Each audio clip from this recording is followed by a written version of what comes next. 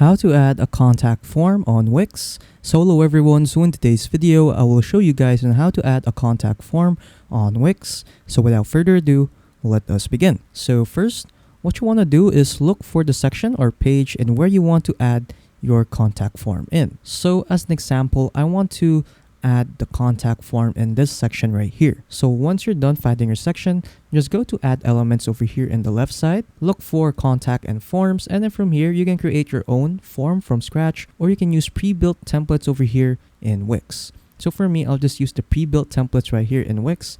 And then let's say I want to use this template over here. So just click on it. And then there you go. We now have our contact information. And then I'll just cover this up. And then there you go. We now have a contact form in Wix. And then once you're done, make sure to click on save to save all the changes that you have made. And then after that, people can now start using this contact form so they can input their first name, last name, their email address, their home address, their phone number, and some additional information. And then once they're done, they'll just click on submit, and then you will receive their details. So yeah, that's pretty much it on how to create a contact form on Wix. So if you found this video helpful, don't forget to leave a like and subscribe for more tech tips. That is all.